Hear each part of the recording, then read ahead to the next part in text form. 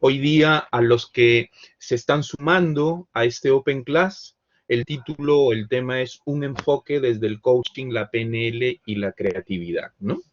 Paula Bango, ingeniera, coach, formadora y fundadora y CEO de Bango Art Creative Minds. Es un modelo de escuelas creativas y de crecimiento integral a través del arte, ¿no? Me imagino que hay mucho movimiento, mucha gestualidad, ¿no? Entonces, nada, bienvenida Paula, gracias por estar en este Open Class y el Muchas micrófono. gracias, Alfredo. Muchas gracias, Alfredo. Pues voy a compartir pantalla para que podamos iniciar. Lo primero, bueno, decirles a todos los asistentes bienvenidos y agradecidísima de que nos escuchen allá a las 11:10 de la mañana, hora Perú, y a las 6:10 de la tarde, hora España. Voy a compartir ahora la presentación. Y bueno, esperemos que nos permita compartirla justo ahora, que nos estaba diciendo que no sé por qué, y ya la tenemos aquí. Y no sé por qué se nos ha movido un poquito, espero que ayer se veía perfectamente bien y hoy se ve distinto. No sé si es que nos la ha modificado, no sé cómo la ven, si la ven Sí, movida la letra, las ¿no? letras se han movido, Eso pero es lo que estoy observando yo, que se ve un poquito, bueno, se ve un poquito movido todo, no sé si es por el formato. Podría intentar salir y volver a cargarla por si acaso, sí, porque sí, seguro, es seguro. extraño que se haya... Voy a intentar volver a cargar directamente la presentación, por si acaso es algo del formato, porque veo que aquí, si no lo paso a PDF, Sí, veo que dale, ahora se ha bienvenido. quedado... Sí, no hay problema, pero bueno, mientras puedo ir comentando bien un poquito lo que es el concepto, ¿no?, de las escuelas creativas y de la implementación del coaching, las herramientas de PNL, programación neurolingüística y el propio concepto de la creatividad. Si nos paramos un momento a pensar, ¿no?, a través de nuestra forma de ver el mundo, si quisiéramos crear algo tendría que ser desde la conjunción de este tipo de herramientas, todo lo que conlleve la comunicación, todo lo que conlleve el trabajo de los valores en familia y todo lo que conlleve el concepto de la creatividad, puesto que crear algo es hacer, como si dijéramos, magia de lo que no existe, realizar algo de manera sencilla y ponerlo al servicio del resto de la humanidad o el resto de las personas. Vamos a intentar ahora volver a cargar el archivo, a ver si ahora nos permite verlo de una manera más clara. Y bueno, yo desde este punto de vista aquí tenemos este muro, ¿no?, donde queríamos pintar un poco esta cuestión de qué serían unos espacios para co-crear, para comunicar y crear en familia. Podríamos ver pues que hay una serie de preguntas que se nos han aquí minimizado, no sé por qué aquí. Bueno, pues podríamos ver que la creatividad es algo que fluye cuando estamos en paz con nosotros mismos, ¿no?, cuando nos podemos parar y buscar dentro de nuestro ser y ver qué es lo que queremos pasar, qué es lo que queremos contribuir con el resto de las personas. Muchas veces cuando hacemos un brainstorming o cuando estamos pensando, bueno, vamos a poner unos post-it en una pared, ¿no?, en un muro, en un mural o en un PowerPoint como el que tengo yo aquí, pues podríamos decir qué tipo de herramientas o qué tipo de conocimientos debería de tener un niño, una niña, una persona que quiera desarrollarse, ¿no? Lo primero que tendría que tener es la capacidad de pararse y buscar dentro de sí mismo, porque para iniciar un proceso creativo, para iniciar un proceso de implementación de cualquier proyecto, necesitamos sentirnos tranquilos, necesitamos fluir. Por ejemplo, si nos pensáramos, no voy a conseguirlo, estoy pensando en futuro. Si pensáramos, pues ya me pasó otras veces que he fallado, ya estaríamos en pasado. Yo tengo que conseguir crear un estado de paz interior justo ahora, para buscar dentro de mí esas herramientas que sé que existen, confiar plenamente en mis potencialidades y empezar a fluir desde ese momento creativo. Así podríamos decir que, bueno, hay una biología de un pequeño estrés que necesitamos y que es bueno y positivo cuando en nuestro interior nuestro cuerpo somatiza un estado como si dijéramos, de reto, ¿no? De un reto constante pero medido.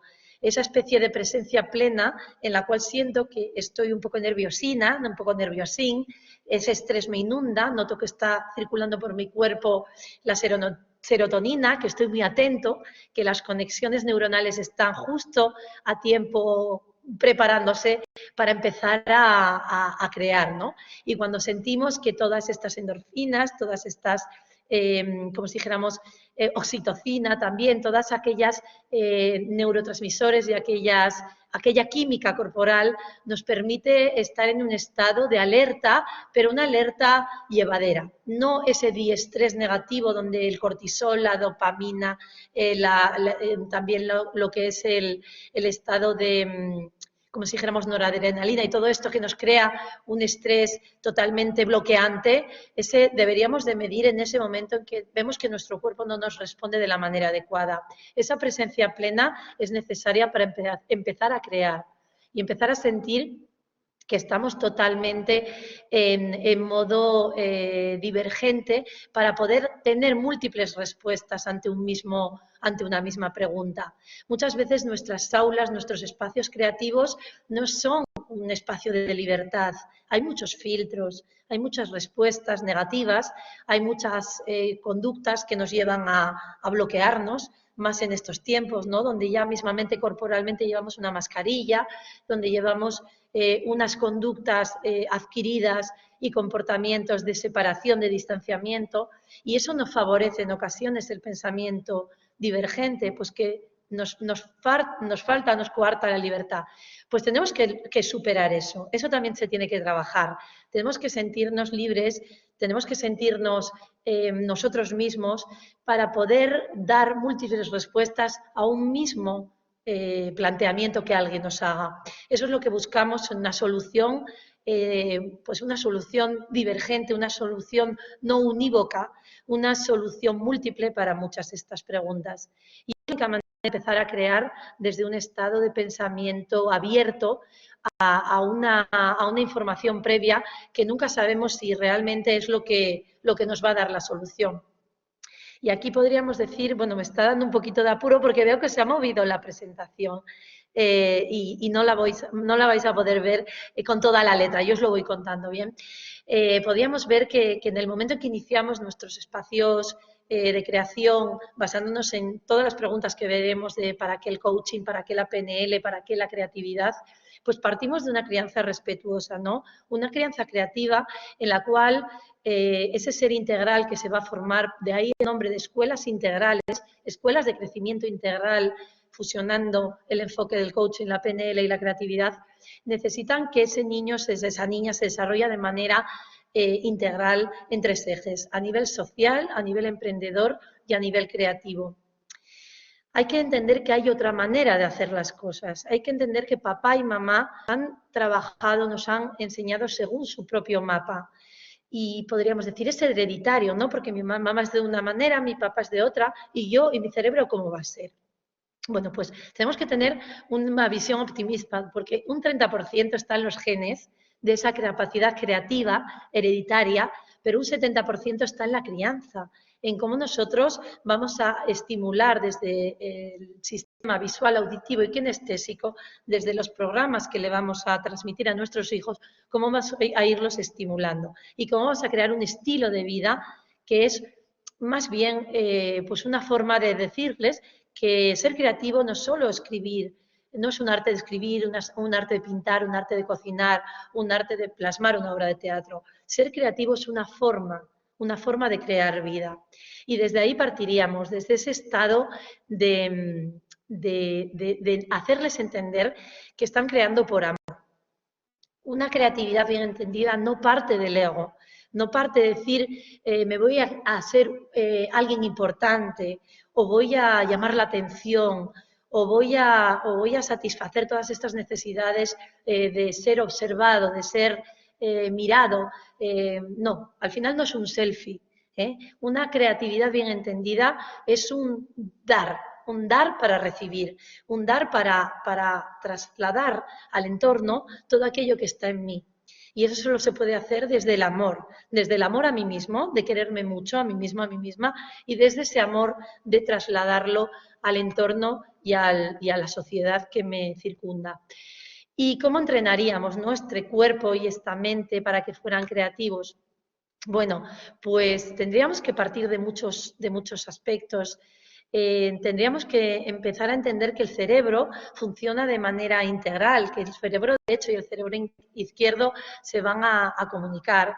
Y podríamos empezar a pensar en cómo podríamos hacer algo creativo, como pueda ser liderar nuestra propia vida, ¿no? Empezar a liderar nuestra propia vida, analizar en qué momento nos encontramos justo ahora, empezar a pensar, tengo una familia, ya la creé o la quiero crear, empezar a pensar cómo es esa situación que me rodea justo ahora y a partir de ahí empezar a comenzar a establecer un hábito de plantearme pues desde un sueño hasta un plan de acción a través de una visualización de esas metas.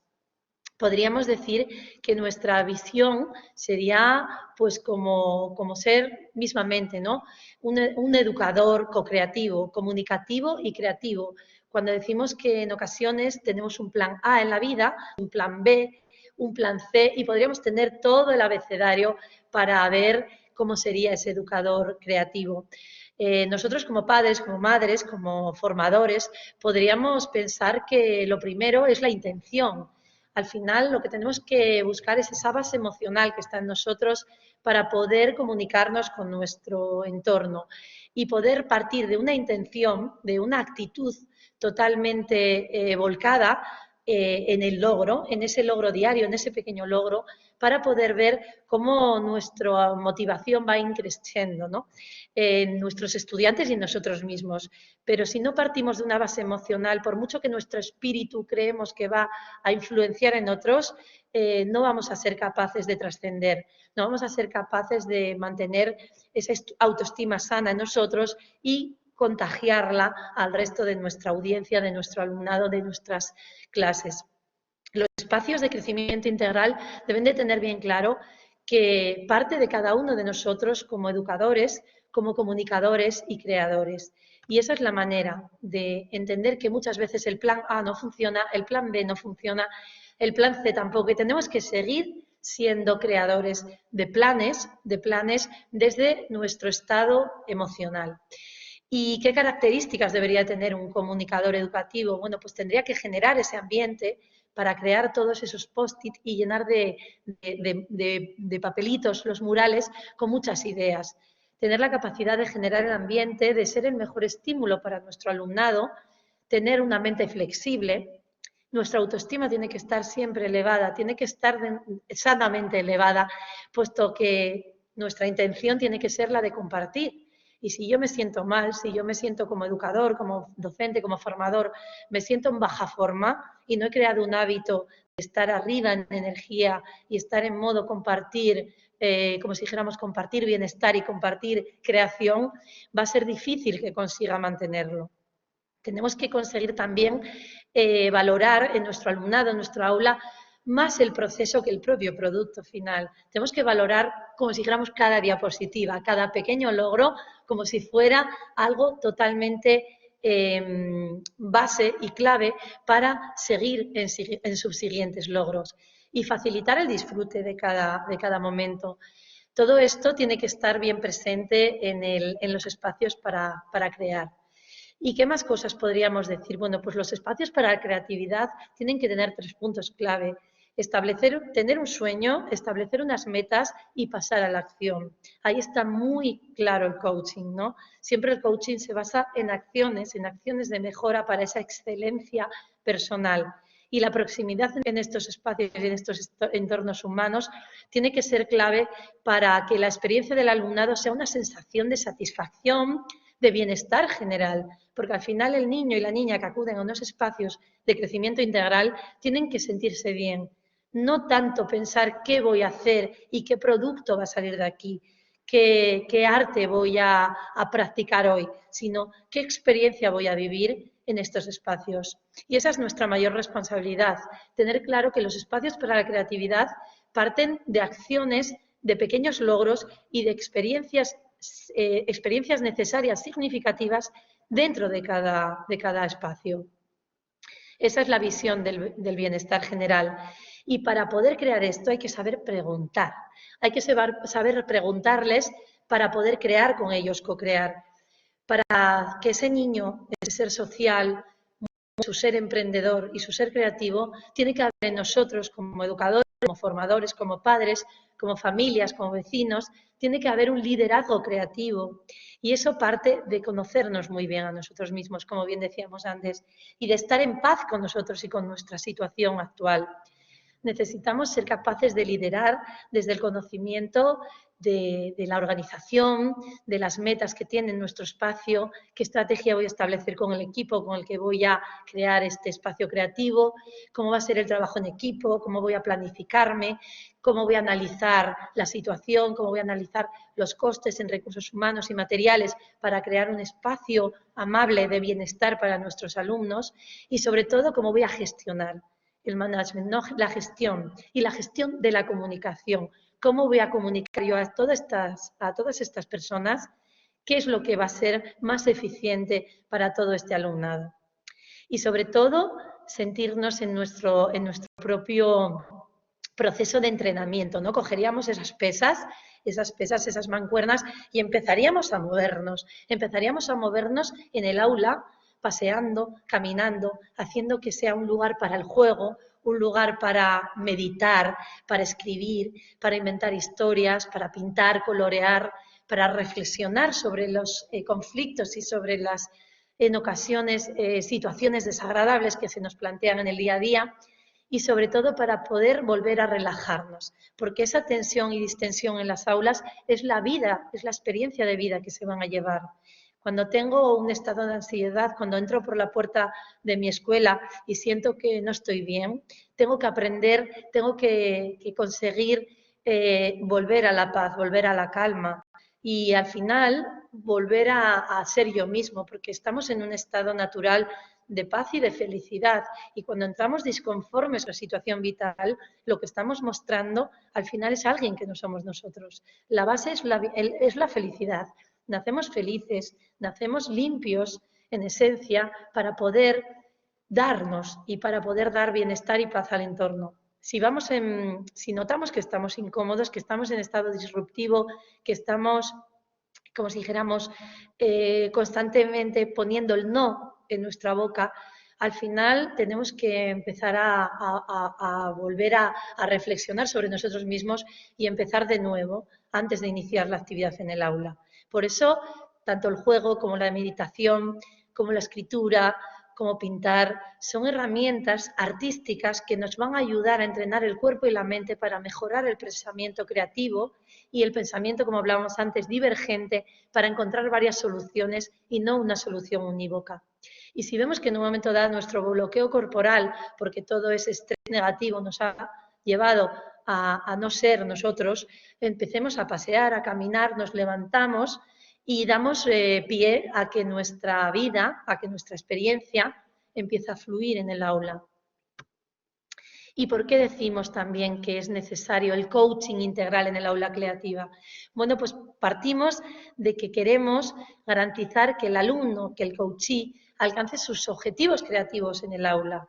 Y si quiero alcanzar un objetivo, partimos de esa conciencia plena de cómo estoy, de cómo me hallo, de si estoy nervioso, estoy alterado por alguna situación que se ha dado en mi vida antes de entrar por la puerta del espacio creativo, del aula, de la escuela, de mi escuela, cómo estoy. Tomo responsabilidad sobre la situación y a partir de ahí empiezo a decir paso a la acción. Y ahí es donde nosotros como educadores, como equipo de trabajo creativo, debemos de tener bien claro cómo vamos a implementar el espacio, cómo vamos a mover el aula para que esta persona vuelva a estar en su mejor estado para alcanzar sus objetivos creativos. Y ahí entra en juego mucho lo que es el estado del fluir en el aprendizaje. Si yo tengo un aula, tengo unos determinados objetivos personales para que mi aula funcione y mi alumnado, que normalmente es un grupo, ahora son menos numerosos, podemos trabajar con 6, con 8, pero otras ocasiones tenemos 20 y 30 alumnos con nosotros. Debemos de establecer bien claro el diagrama del reto y del talento, para que sea como esa pompa de jabón que fluye en el aula. Muchas veces ponemos unos retos excesivamente bajos y el talento del alumno está muy infravalorado, ¿no? Pensamos, no, es que va a ser difícil para ellos. Y nos encontramos con que el reto para ellos no es suficiente. Se aburren, entran en apatía, entran en desconexión, se dicen, no nos hacen ni caso.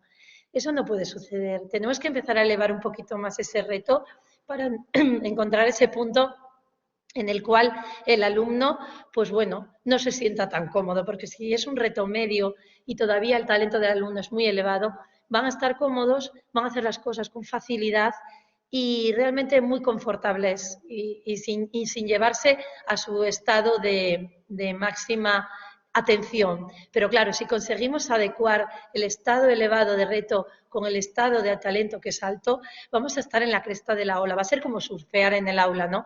Vamos a ver que todo funciona, que hay muchas manos levantadas, que hay muchos niños y niñas voluntarios para ofrecerse a dirigir, para ofrecerse a aportar ideas, para aportar, como si dijéramos, motivos para que el aula siga creciendo y surfeando. Ese es el medidor que tenemos en el fluir del aprendizaje. Cuando nunca te preguntan qué hora es, cuánto queda para terminar, cuánto queda de clase, sino que te piden otro contenido, te dicen, vamos a hacer esto que hicimos el otro día, cuando están totalmente abiertos al aprendizaje. Y eso es muy importante, que tengamos un reto que les permita fluir en el talento que les acompaña. Y también deberíamos de conocer cómo es el aprendizaje, ¿no? Muchas veces en la pirámide del aprendizaje nos damos cuenta de que intentamos leerles cosas y no nos hacen caso. Si lo leen y lo practican y además lo cuentan, estaremos en un 90% de ese aprendizaje. Sabemos que los niños, partiendo de lo que leen, únicamente no van a integrarlo. Si lo leen y lo hacen y además lo explican, es como vamos a aprender. Y ese es, según el aprendizaje de Dale, es el óptimo en esta pirámide para que ese niño afiance sus conocimientos. Tenemos que aplicar la inteligencia pedagógica de que lo hagan, lo experimenten, lo digan, lo cuenten, lo trasladen, lo integren en sus metaprogramas y a partir de ahí puedan ser totalmente conocedores de lo que han aprendido. Si pensamos en las antiguas clases, a la antigua usanza, ¿no? Una masterclass, ¿cómo era? Bueno, pues llega el docente, el maestro, se sienta o se posiciona en el aula, se posiciona directamente y habla, da una charla de una forma totalmente como un monólogo. Bueno, cuando sucede esto, el alumno normalmente en 10-15 minutos desconecta. Pues lo que estamos haciendo es hablarles en un único sistema de representación, el auditivo. Si no lo acompañamos con imágenes visuales como es esto, ¿no? Si no lo acompañamos con un hacer, con un escribir, si no lo acompañamos con un vídeo, con una música, con un acompañamiento kinestésico, que se tengan que mover, que tengan que realizar algo que les saque del estado pausa, ¿no? Eso es lo que tenemos que conseguir. Un aula donde la metodología sea potenciadora desde el punto de vista de la comunicación con el alumno, y la mejor comunicación que tenemos es la programación neurolingüística, el poder de la palabra, el poder de los estímulos visuales y el poder, sobre todo, de la kinestesia, comunicarnos de una manera efectiva y eficiente. Y sobre todo el espacio co-creativo para que podamos comunicar y crear al mismo tiempo. Hay que diseñar el aula de manera ágil para que ese niño y esa niña puedan en un momento dado cambiarse de posición, de perspectiva, tanto física como mental, que haya música, que haya historias, que haya cuentos, que haya maneras de vivirlo, como si fuera un modo curiosidad, asombro y sorpresa constante. Esa es una única vía. La única vía que tenemos es esa, la del avance, porque en la antigua vía, la de las clases magistrales, ya se está perdiendo. El docente, el maestro, tiene que ser un auténtico ser teatral dentro del aula. Tiene que tener como la varita mágica de Harry Potter para que sus niños lo vean como un ser supremo, como un referente, como un mentor, como yo quiero ser como tú. Y eso solo se consigue desde un nuevo formato en el cual adecuemos al alumnado nuestra docencia. Y si pudiéramos decir para qué, ¿no?, la PNL en el aula, bueno, pues permite aprender por el placer y la eficacia de aprender. Cuando aprenden a programarse para el éxito y para la excelencia, es fundamental que los niños desde la infancia apliquen modelos y estrategias poderosas que generen sensación de seguridad, de autoestima sana y de actitud positiva hacia el aprendizaje. Eso está claro. Hay estudios que nos avalan en todo esto porque nos dicen que la PNL es una herramienta poderosísima para acceder a los programas mentales de nuestro alumno. El fallo está en el comunicador, no en quien escucha. Si ustedes no me están escuchando es porque mi vocabulario no está adecuado a su audición. Si no me están viendo es porque no están entendiendo las diapositivas. Y si no me están siguiendo corporalmente es porque no están conectando con neuronas espejo conmigo. Yo me tengo que obligar, si en un momento dado el profesor necesita levantarse, pues, o en este caso como soy yo, ¿no?, el ponente, pues me tendría que levantar y tendría que establecer un nuevo modo de interactuar para que ese público pues sienta que está activo, que está vivo y que su actitud hacia el aprendizaje, como decíamos, es una actitud de sensación de seguridad. Estoy seguro porque tengo claro que así voy a aprender. Porque si yo tengo un espacio donde pueda moverme, desenvolverme, desarrollarme, donde pueda ver la pantalla, en este caso, pues pueden ver, yo me estoy moviendo y aquí tengo un PowerPoint, tengo un proyector y tengo en grande toda la presentación. Y tengo la posibilidad de moverme, la posibilidad de interactuar, de establecer una dinámica corporal, tengo la posibilidad de tener un espacio donde me permitan las cuñas motrices. ¿Por qué no lo utilizo? ¿Por qué tengo a mi alumnado totalmente sentado escuchándome durante 50, 70, 90 minutos? Van a desconectar. Tengo que conseguir que el aula sea un espacio de comunicación creativa. Y como bien decíamos, tenemos que intentar que la multisensorialidad sea la forma en que les lleguen a estos niños los estímulos, que usemos un lenguaje y un sistema de representación visual, auditivo y kinestésico adecuado para este alumnado. Y tenemos que hacerles aprender a visualizar, aprender a sentir qué veías, qué oías, cómo olía, qué había en ese momento. Cuando estamos trabajando con ellos, es requerido, es necesario que los posicionemos en su aquí y ahora y que sepan trabajar su propia línea del tiempo. Decir, estoy ahora, cierro los ojos, me veo, me siento, voy a pensar en una situación vivida, cómo fue, qué veías, qué oías, qué escuchabas, cómo era la voz de tu interlocutor, dónde estabas situado, sitúamelo. ¿Qué era lo que te comunicaba? ¿Cómo era su tono? ¿Cómo eran los colores que acompañaban la sala? ¿Eran fríos, calientes? ¿Cómo era su ropa? ¿Lo recuerdas? Todo eso lo lleva al aquí y ahora de aquella situación. Y ese niño va a empezar a entender que tiene maneras de controlar lo que ve, tiene maneras de aprender de una manera diferente de aquella situación y poder recolocarla en su propia línea de vida, en su propia línea del tiempo y empezar a utilizarlo como un hábito para poder programarse a sí mismo mentalmente. Si no trabajamos todo esto con ellos, si no trabajamos a nivel visual, auditivo, kinestésico, corporal, imaginativo, con palabras que les trasciendan, con imaginaciones, con historias, con cuentos, no vamos a conseguir que esos niños y esas niñas al final sientan que son ellos los protagonistas de su aprendizaje. Tenemos que tener estrategias para poder trabajar con ellos habitualmente de manera práctica, ¿no? Lo mejor es que se considere como una práctica para mostrar lo mejor de ese niño y que desarrolle su personalidad y acelere su aprendizaje. Y en la PNL tenemos esa forma de buscar la excelencia personal, comunicarnos con ellos.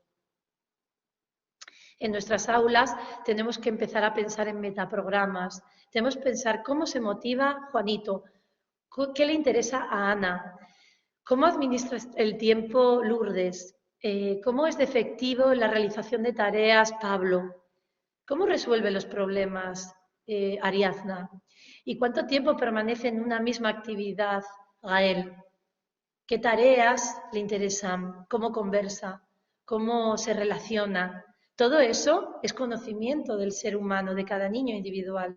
Si yo no tengo conocimiento de cómo es mi niño, cómo es mi alumno, cómo es mi pupilo, no voy a ser capaz de comunicarme con él. Entonces tengo que aprender a leer entre líneas en ese cuerpo humano, en esa mirada, en esos silencios, en esos gestos, en cómo me realiza un dibujo y me lo regala, cómo entra en el aula y cómo me cuenta su día. A partir de ahí voy a empezar a conocerle. Y cuando conozco ese programa personal del niño, tengo más posibilidades de acceder a ayudarle a aprender el aprender. Y sobre todo, muy importante, esa gestión del tiempo. Mis prisas no son sus prisas. Mi reloj no es su reloj. Ese niño tiene que aprender a pararse, tiene derecho a pararse. Yo no tengo derecho a inmiscuirme en su gestión del tiempo. Únicamente tengo derecho a sorprenderlo y cautivarlo para que su gestión del tiempo y la mía se fusionen. Y diga, quiero pasar tiempo contigo, quiero estar en tu conversación, quiero comunicarme contigo, Paula. Quiero que me cuentes eso que me ibas a contar. Y yo escuchar de ti lo que tienes tantas ganas de contarme. Y en el momento en que tu conversación y mi conversación vayan al hilo, vamos a estar catalizando el tiempo de ambos. Porque vamos a parar en el instante actual y estaremos hablando el verdadero y real idioma del aprendizaje. Por tanto, si no sé cómo administrar el tiempo a mi niño, si no sé cuánto tiempo necesita para entrar en situación, si no sé cuánto tiempo necesita para realizar sus tareas, difícilmente voy a ayudarle a aprender mi tiempo y mi necesidad en el aula. ¿Cómo toma las decisiones? La vida es una sucesión de imprevistos. A veces no sabemos ni para dónde vamos. Y cuando tenemos situaciones difíciles y obstáculos, tesituras, problemas, ante las cuales no siempre tenemos una solución única, como veíamos, ni una solución inmediata, es que cuando tenemos que conocer al alumnado, tenemos que ver cómo él soluciona esos imprevistos. Cuando se queda sin bolígrafos, cuando de repente se le ha roto el libro, cuando de repente no trae el material, cuando de repente ve que no tiene la posibilidad de seguir la clase y nos llama la atención a nosotros, cuando se comporta de manera disruptiva, porque está tomando una decisión, cuando es disruptivo y estropea, entre comillas, el buen funcionamiento del aula, está pidiendo ayuda. Y a veces tenemos que saber tirar la toalla, cuando hay que tirar la toalla y decir, yo no soy el profesor, el mentor o el referente adecuado para este niño, esta niña. Y tengo tantas ganas de ayudar, soy tan voluntarioso, voluntariosa, que no estoy dándole la herramienta porque lo que estoy haciendo es destrozar el resto del aula por prestarle tantísima atención a este caso que no está en mis manos. Y tengo que ser humilde y aprender que ese niño está siendo disruptivo y realmente imposibilita el desarrollo del aula y yo tengo que saber apartarlo y derivarlo a otras manos. A veces mi exceso de amor y de cariño está impidiendo el sano desarrollo del grupo, porque estoy dándole demasiada atención a un ser que lo único que necesita es tomar otra decisión y no está tomándola en el momento adecuado, está tomando la decisión de destrozar la clase. Y yo tengo que entender que es parte de su decisión y tengo que salir aparte y tomar una decisión de equipo para que este niño no siga en el aula. Y a veces eso también es una decisión porque él me ha dado las pistas. Estoy contando esto como una anécdota personal, pero es verdad. A veces no hay una solución única en el mismo aula que es integrar a todos los niños. A veces tenemos que trabajar de manera particular con ese niño y que ese niño se salga del aula para no interceptar a todo el aprendizaje del resto. Y no es que yo haya fallado, es que no he estado lo suficientemente atenta al principio, ni lo he conocido, ni me ha dado las suficientes señales de alerta para poder ayudarle. ¿Qué más podría decir respecto de este tipo de metaprogramas, ¿no? Que en ocasiones los niños, los seres, no tienen que ser totalmente iguales para establecer una buena relación. Hay veces que estamos a los dos lados del planeta con niños en el aula. Hay veces que no se están entendiendo para nada y que pensamos que esos niños no van a llegar a una situación de consenso para trabajar en conjunto. Es necesario recordar que las diferencias en las formas en que ambos perciben el mundo y las cosas y las situaciones son totalmente opuestas y que tienen que aprender a respetarse y aprender uno de otro. Y esa es la forma en que tenemos que trabajar en el aula. Tenemos que dar tiempo a todos los niños, como decíamos, para que ellos entren en resonancia y puedan caminar de la mano. Y a veces pensamos que no es posible, que están los opuestos del planeta y nos equivocamos. Entonces también ese es el arte de entender la gestión del aula desde la comunicación y desde los metaprogramas que cada niño tiene. Eso sí, lo he dicho anteriormente, hay casos en que nuestra propia capacidad se ve limitada para algún caso específico cuando hay que apartarlo y tiene que trabajarse de manera aislada o de manera, como si dijéramos, particular antes de retomar el trabajo en este grupo. Y muchas veces sentimos bueno, que el marco de referencia, ¿no? que realmente el patrón que tiene ese niño, esa niña, es totalmente diferente al nuestro. Y el alumnado, a la hora de darle significado a lo que nosotros le estamos explicando, a nuestra información, lo hace a través de su propia fuente y es un marco de referencia externo o un marco de referencia interno.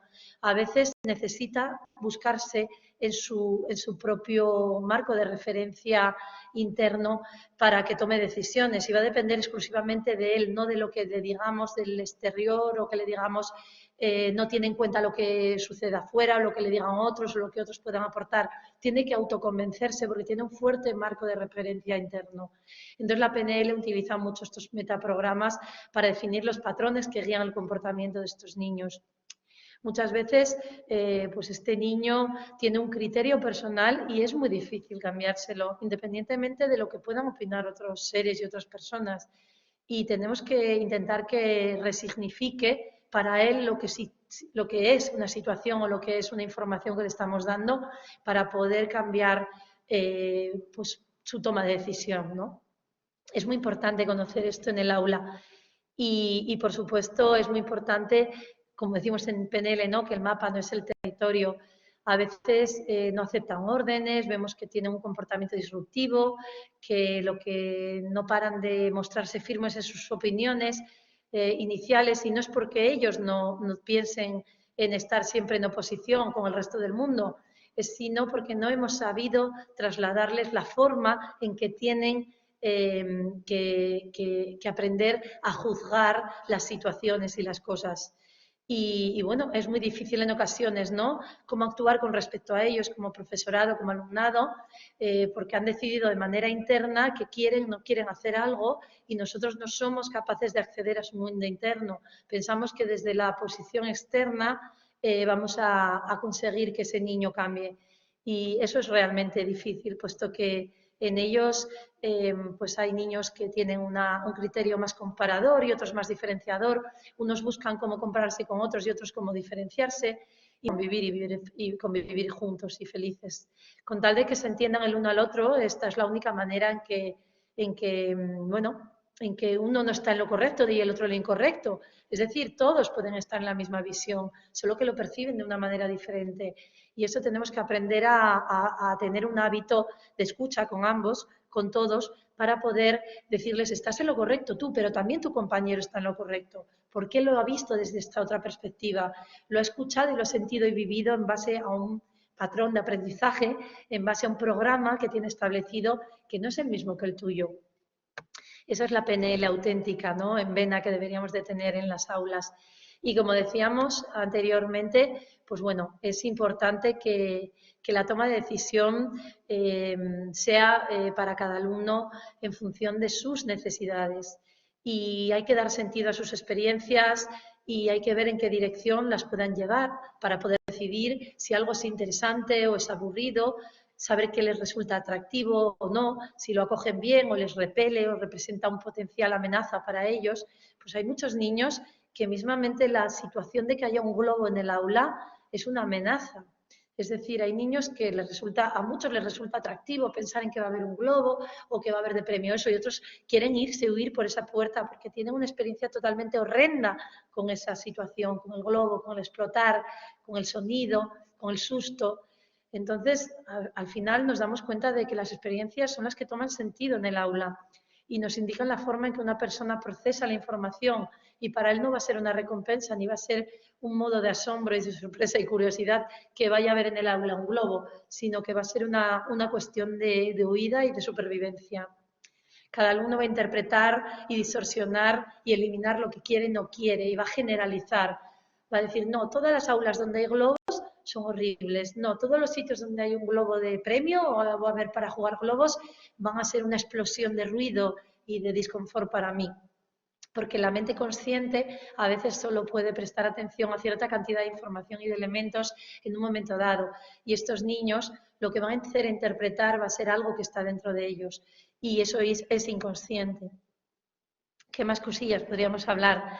Bueno, de determinar un poco cómo son los metaprogramas. Bueno, aquí me voy a ir de tiempo y yo creo que es mejor que lo pasemos, ¿no?, de largo en todas estas técnicas, ¿no? Todos sabemos lo que es el anclaje, utilizar el anclaje, las calibraciones, ¿no? Bueno, pues son técnicas que implican conocer a través del lenguaje no verbal y del lenguaje verbal el estado interno del alumno, del niño, permitiéndonos conocer la forma más adecuada para comunicarnos con él.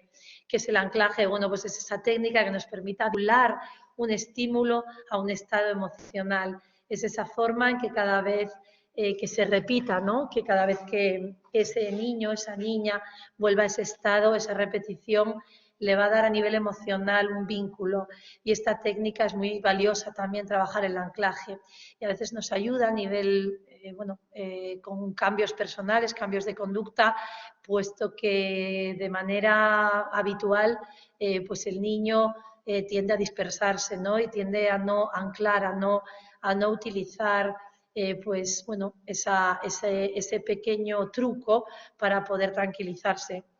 Y siempre todos somos potenciales seres que podemos anclarnos, ¿no?, a algo, a situaciones, a vivencias que nos ayudan. Y afirmaciones positivas, ¿no?, el lenguaje asertivo, positivo, directo. Hablamos muchas veces de dar el feedback de manera adecuada, ¿no?, cómo damos el feedback a nuestro alumnado, pues de una manera generosa, directa. Pues es un feedback que siempre que tiene que tener que activo, que mantengo y que desactivo. Empezar siempre diciendo, me ha gustado mucho, he observado en ti cómo te has comportado, cómo has dicho esto, cómo has planteado esto, cómo has ejecutado esto. Yo mantendría esto, activaría un poquito más esta otra versión y desactivaría algo que... Entonces dices al final lo que desactivarías. Todo esto son técnicas de PNL para la educación. Y está claro que al final es el arte de preguntar, ¿no?, lo que podemos nosotros activar, porque lo que necesitamos es que el niño y la niña al final en el aula se autorrealicen. Tenemos que conseguir esa sana autoestima, tenemos que conseguir la sensación de pertenecer a un algo, a una tribu, sentir que se sientan seguros y que tengan sus necesidades fisiológicas cubiertas. Pero sobre todo trabajar las necesidades de Maslow desde esta forma de entender el espacio como un acto individual de aprendizaje. Desde la motivación, desde la diversión, desde la emoción y la implicación, animar al alumnado a realizar tareas nuevas, a desarrollar actividades que consideran poco interesantes o aburridas, conseguir trasladarlas al mundo del asombro y de la sorpresa, ¿no?, como decíamos antes. No todos se van a comportar del mismo modo, no hay dos alumnos que progresen de la misma manera, a la misma velocidad, lo que hablábamos antes, ¿no?, la línea del tiempo, la gestión del tiempo, a usar las mismas técnicas de estudio no va a ser válido. Cada uno va a aplicarlas de una manera. Habrá niños que necesiten mapas mentales, croquis, esquemas, niños que necesiten repetírselo y canturrearlo, darse autoinstrucciones. Bueno, todo eso sabemos que hay muchísimas maneras, ¿no?, de que muestren interés hacia aquello que estudian y que en principio les puede resultar pues desagradable o tedioso. Y muchas veces definimos la inteligencia como la inteligencia, bueno, la inteligencia que decíamos habitual de los test, y no nos damos cuenta que hay una inteligencia social, hay una inteligencia ejecutiva de las funciones del desempeño ejecutivo que son muy necesarias. ¿Qué más podríamos decir? Bueno, pues que al final una inteligencia que es útil principalmente para cierto tipo de entornos y problemas es aquella que apunta a una posible solución y que requiere de un pensamiento convergente en el razonamiento lógico, ¿no?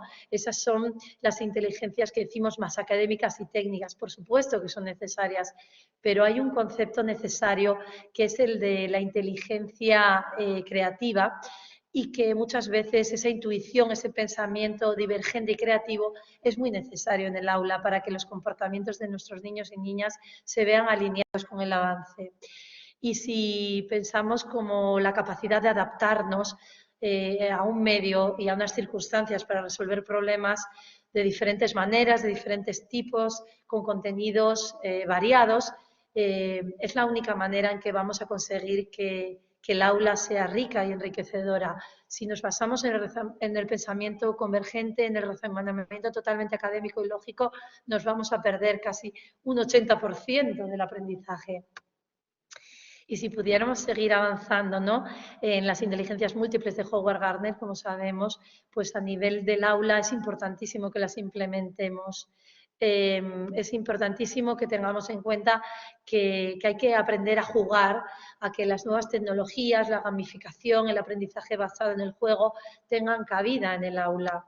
Voy a ir un poquito más rápido porque si pensamos en el juego como tal, sabemos que de inicio el juego siempre ha estado presente, ¿no?, en el aprendizaje.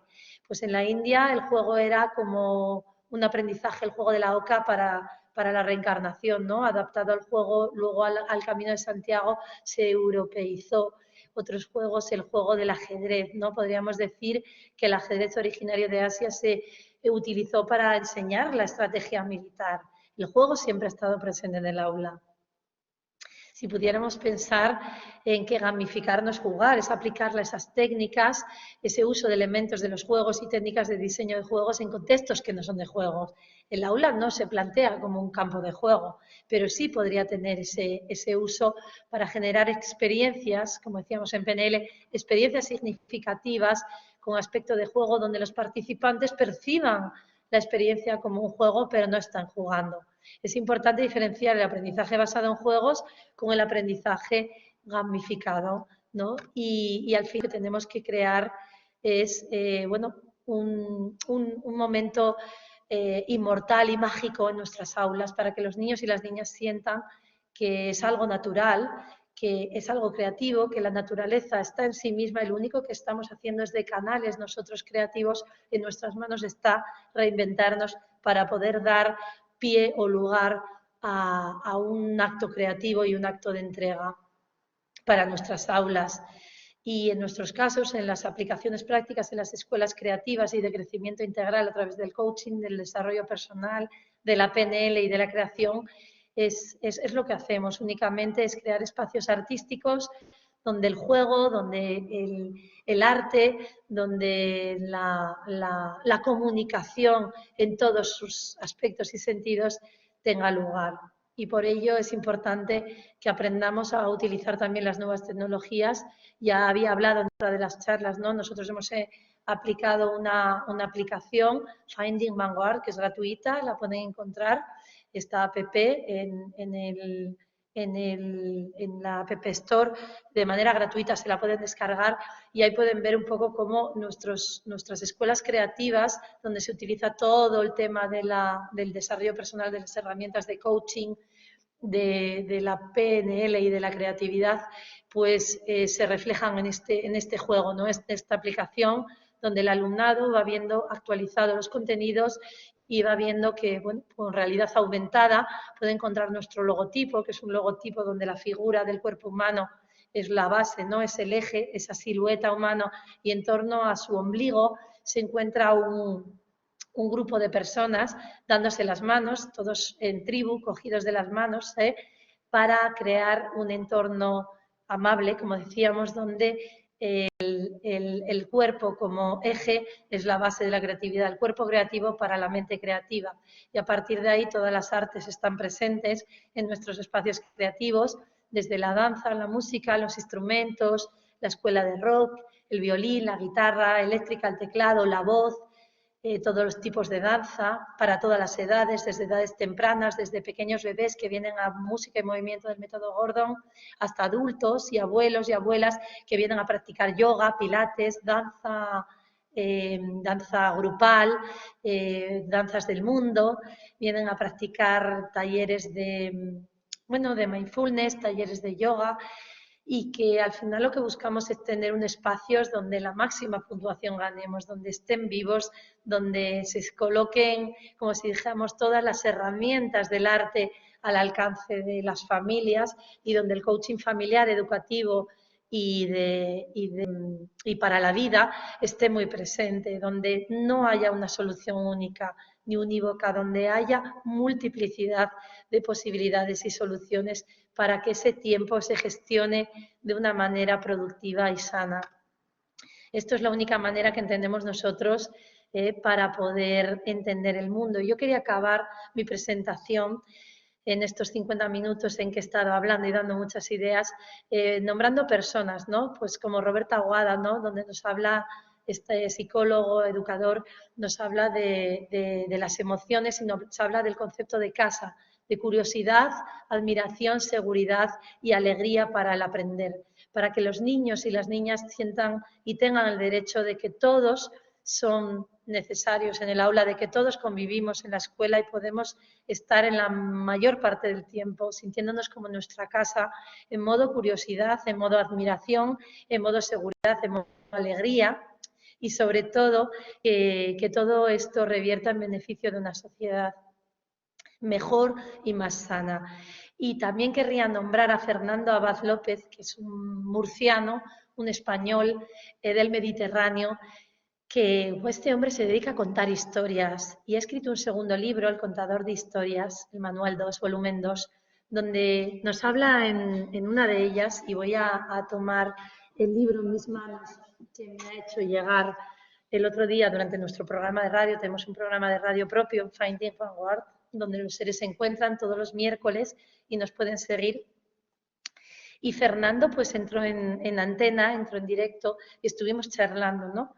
Y me envió a los pocos días un ejemplar de su libro, aquí lo tienen, no sé si lo pueden ver, El contador de historias, volumen 2, hay un volumen 1, por supuesto, y me pareció interesante hablar de algo desde una historia que Fernando comparte aquí, ¿no? Que sería el salario emocional. Si de algo podría hablar para servir de resumen en esta charla, en este momento de las escuelas de crecimiento integral, un enfoque del coaching, de la PNL, el poder de la palabra, de la comunicación y de la creatividad. Estas escuelas creativas nuestras se basan en eso, en el concepto de casa, en el concepto de que nuestras niñas, niños, y hablo de niñas y niños, de seres de 0 a 99 o más, porque considero que todos somos niños y niñas, para que todos nos sintamos en casa, en modo curiosidad, admiración, seguridad y alegría y asombro. Y me pareció interesante contar esta historia, como Fernando Abad, el contador de historias, del salario emocional. Y me voy a poner en pie porque para mí es más cómodo siempre representar o mostrar las historias pues de una manera activa, ¿no? Y leer de pie para mí es terapéutico. Dice Fernando, cuida eso que tanto vale en ti, tu capacidad de comprenderte y de hacerte comprender. La PNL es eso, comprenderte y hacerte comprender. La vida es eso, comprenderme y hacerme comprender. No tengo que entender el camino en la vida, tengo que vivirlo y llevarlo a cabo. No hace falta que lo comprenda, solo que lo viva. Y dice Fernando en esta historia, en este cuento. Allá en el siglo XVIII había unos calderos para cocinar, que eran de cobre. El caso es que estos calderos, cuando acababan su vida por el desgaste, eran fundidos y convertidos en monedas de cobre. Unas monedas que tenían muy poco valor. Como su procedencia era un caldero y tenían poco valor, a esas monedas se las empezó a llamar y se las sigue llamando hoy calderilla, calderilla. Pero mucho antes de que ocurriera todo esto, allá por el siglo XIV, existía otra moneda que se llamaba Blanca del Agnus Dei. Esta otra moneda era de plata y de cobre, pero con el tiempo fue devaluándose y se hacía solo de cobre, con lo que carecía prácticamente de valor. Por lo que cuando alguien se quedaba sin nada y arruinado, se decía que estaba sin blanca. El dinero es tan importante en nuestras vidas, ¿verdad? Pero hoy, como hizo Fernando cuando escribió esta historia, hoy reivindico otro tipo de valor, el salario emocional, la nómina emocional. Ese que no se suma, pero que es capaz de construir personas, de construir casas, de construir hogares. Una persona con valores, pero que es capaz de reconocer y gestionar sus emociones, para mí es oro líquido, para mí es un ser muy valioso. Cuida eso que tanto vale en ti, tu capacidad de comprenderte y hacerte comprender, de comunicarte y hacerte comunicador. Tu forma de ayudar a los demás escuchando y acompañando. Acompaña a los demás. El coaching es acompañamiento, un acompañamiento a medida y es escucha activa. Cuida tu actitud, la actitud del educador creativo, la actitud del bienestar, de las emociones, del bienestar emocional. Cuida tu actitud, tu intención ante la vida. Si tienes todo esto, tendrás sentido una gran riqueza interior que no es capaz de superar ninguna moneda. Si tienes todo esto, sentirás la auténtica abundancia interior. Yo solo quiero eso, dar gracias a Fernando por haber hecho llegar a mis manos este libro, estas historias, que yo voy a empezar a leer en mis aulas, a mis alumnos, a mis niños, porque creo que la vida, todo, siempre es para algo. Y en este momento, dar esta charla y finalizar con esta historia del contador de historias, Fernando Abad López, este salario emocional realmente en la casa, como las casas de las que nos habló Roberto Aguado, de las emociones, de la curiosidad, el asombro, la sorpresa y la alegría, es el único modo o manera en que podríamos avanzar. No creo que haya mayor dinero que cubra este salario emocional que el de la casa bien creada y bien atendida. Y yo creo que tenemos que aprender a cuidar eso que tanto vale, que es nuestro salario emocional. Y sin más, yo no podría terminar de otra manera que agradeciendo a ICM, a la Asociación Internacional de Coaching y Mentoring, bueno, pues tener la posibilidad de estar aquí, en el norte de España, en Asturias, en mi provincia, en Gijón, mi ciudad, mi localidad, pues siendo la coordinadora, ¿no? Un poco la responsable y coordinadora de la ICM en el norte de España. Y yo creo que la única manera que tenemos es divulgar, es contar estas historias, es unirnos desde el otro lado del charco, como hacemos desde Educación Continua, con la Universidad Ricardo de Palma y con toda la gente de Perú, como son ustedes, pues habiendo pasado un ratito, una hora, donde hemos hablado de mucha escuela, de mucho aprendizaje, de mucho coaching PNL, en términos técnicos, de creatividad, pero sobre todo hemos hablado el mismo lenguaje, que es el del amor y el de la emoción por compartir y darse al mundo. Y esa es mi única forma de entender un cierre de una charla, dándome a ustedes, entregando este cachito de vida que he tenido durante este año 2020-21 y que me ha llevado a estar aquí y ahora en unos espacios de 500 metros cuadrados donde nunca soñé que iba a conseguir desarrollar un proyecto creativo y para las familias de 0 a 99 tan amplio y con tanto seguimiento. Ojalá estas escuelas creativas integrales, desde este enfoque de coaching, PNL y creatividad, estén por todo el mundo, en cada barrio, en cada localidad, en cada área urbana o en cada punto de encuentro puedan haber lugares donde los niños y las niñas y las familias vengan a disfrutar del arte y del bienestar en la mejor compañía. Así que gracias de nuevo a toda la familia de Perú, a toda la familia de AICM. Alfredo, por haber contado conmigo para pasar este ratito de aprendizaje.